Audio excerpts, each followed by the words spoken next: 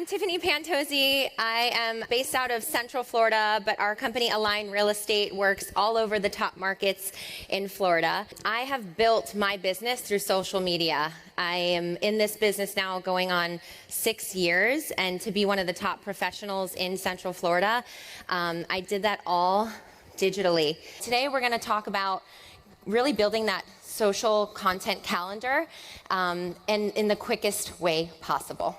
So there's 3 different steps when I think about building out my social media calendar: defining your brand, creating content, and scheduling the posts. Okay? You have to start with defining your brand. It's so important to have a brand identity and to understand like what you resonate with, like who's your audience, who are you talking to?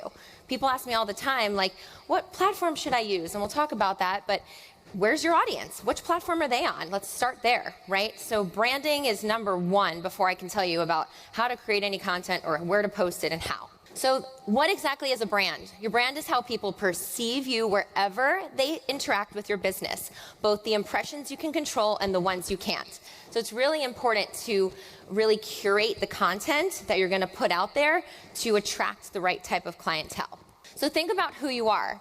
What's your vision? You know, what is the call to action that you're going to want to put out there to have people do when they hear you talking? Who you associate with. I do a lot of collaborations with other brands in my market, other agents cross market. So that essentially, like if I'm, I really put out a lot of content about luxury real estate, and I interact with other luxury realtors. Again, it's kind of connecting me to their brand, to their network, and validating what I do as a professional and that I am associated with the right people to, again, attract the type of clientele that I'm looking for. So who you associate with is a big part of it, and who your audience is.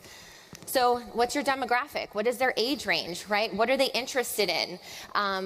What platforms are they on? These are all the things you have to think about in the very beginning so that you can curate the right type of quality content. So for instance, an example, my brand, it's very basic in terms of the color palettes. Sometimes I want to use crazy colors, and with black and white and gray, I can use different fun backgrounds and colors that I might be wearing or fonts that I'm going to use. This is what works for me, and I picked specific fonts that are very clean.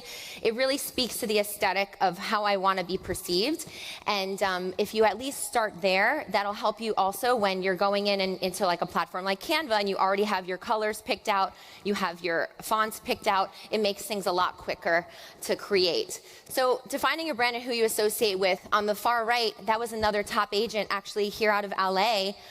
Some of you may know him, the Snapping Realtor. He's a good friend of mine. And we collaborate because, it shows that these are the type of professionals I associate with, and that's part of my brand and content I'm going to share. And your audience. So that's the most important thing. Who are you talking to? What are the things that they want to hear from you? What's going to keep them stopping from scrolling and stop and listen to what you're saying? And the demographics are going to be very different on each platform. So really figuring that out, because when you try to reach everyone, you become special to no one. And that's really important too. One of the things that I always say to everybody is being your absolute most authentic self.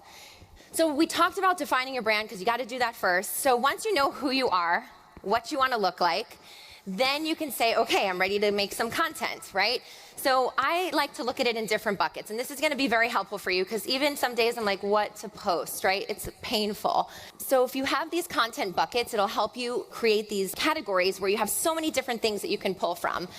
Articles, are great to get ideas of different important topics that are being written about, having the right equipment, which we'll talk about, and then repurposing your content. So you don't have to work harder, we work smarter, right?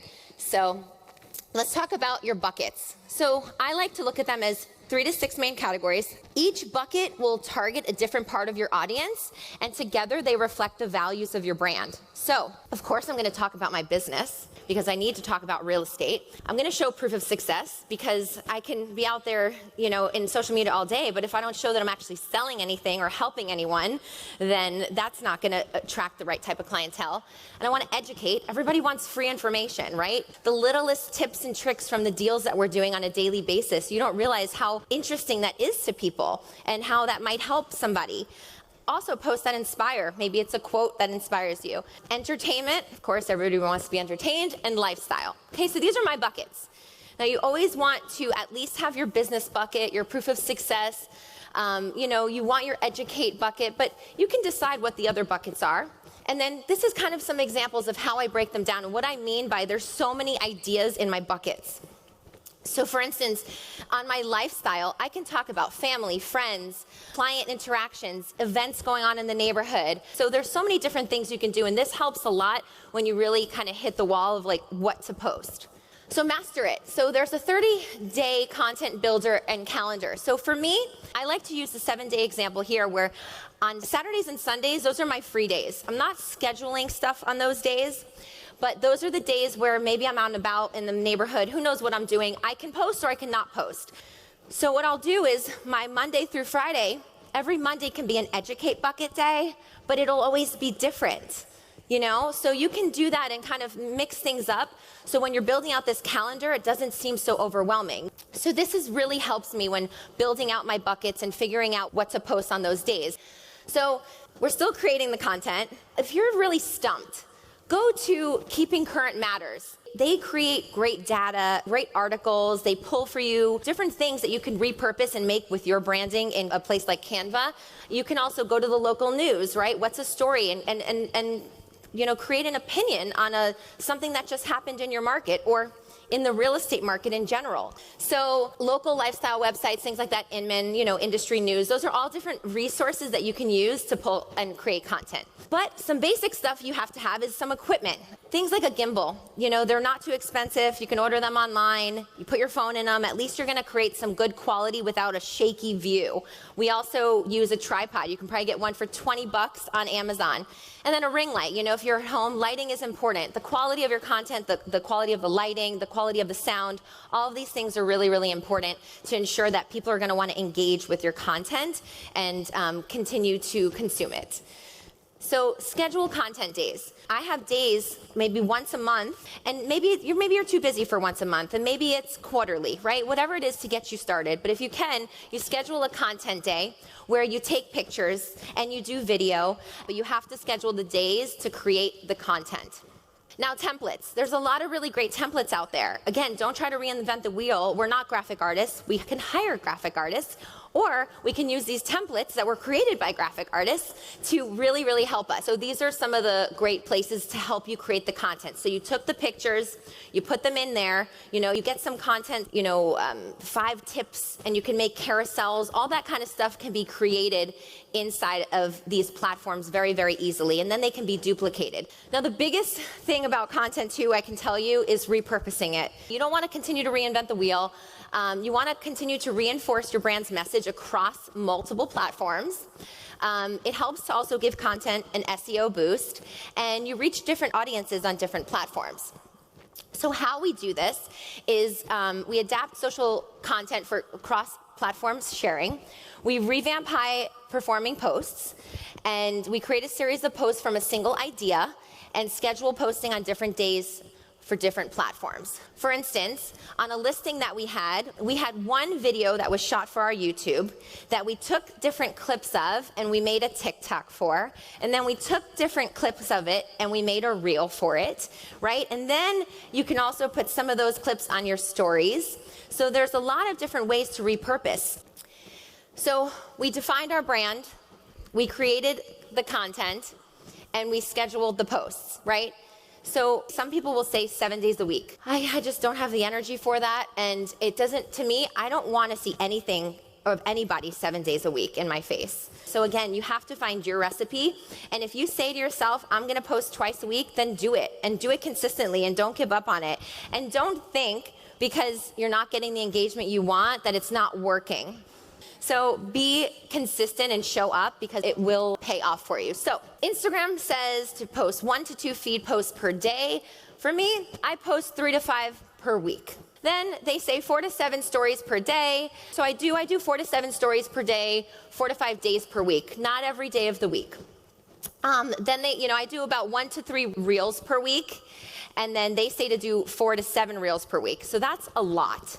And they say 1 IGTV per week, and we do try to do 1 IG every other week. So where should I post? Again, think about what works for you, where your people are, and then decide which platforms you're gonna focus on. So they say that the top social media networks used by realtors is actually Facebook. Now, I like to look at the top social media platforms used in the US, because I don't always want to only attract realtors, right? I want to attract other buyers, sellers. So as you can see, YouTube is leading currently based on this, data that we have pulled. Facebook, then Instagram. I like to schedule things so that I know that the aesthetic and the layout looks good. But I also know that it's, I have a plan and it's not so stressful every day, because there's also certain times of day that are better to post than others. So if you know that and you have it scheduled, then you can be hitting those times where you're gonna get the most engagement on your posts. It's okay to revise your strategy when needed as much as possible. Okay, so the first things, let's talk about things that we don't wanna do. We don't wanna only post just listed and solds, because that gets boring, and we want to share proof of success, but also you have to sprinkle in other things. Don't forget to engage, follow, and respond to DMs and comments. This is one of the most important things. It's important, though, that you immediately engage with them, because the algorithm sees that.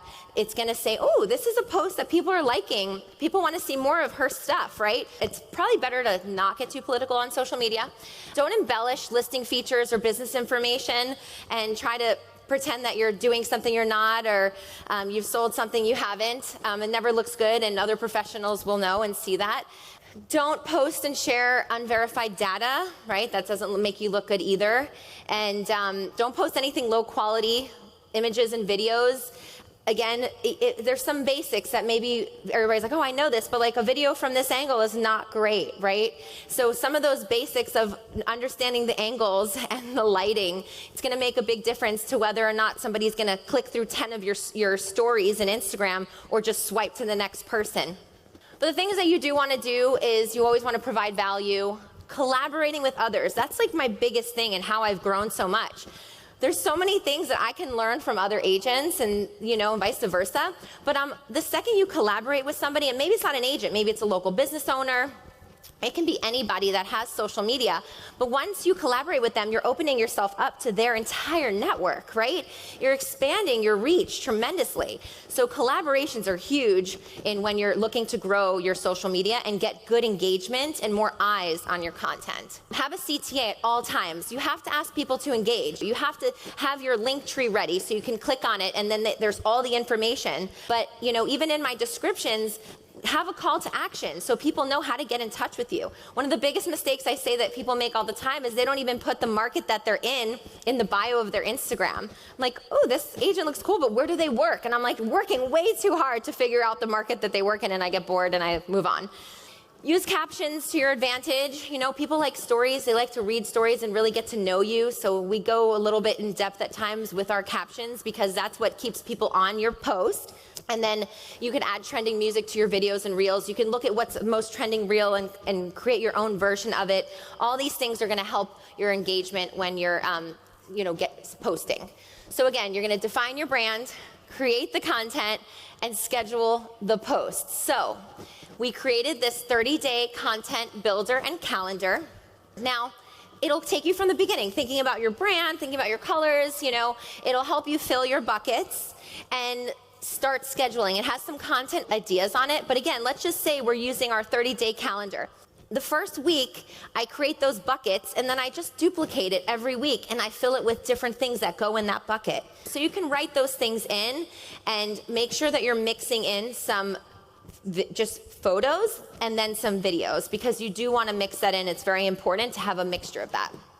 So once a month, if you sit down, print this out, write out your plan, I said, okay, that's 45 minutes. Now I'm actually going to go and create the content. So let's just say it's one day. I'm going to create the content.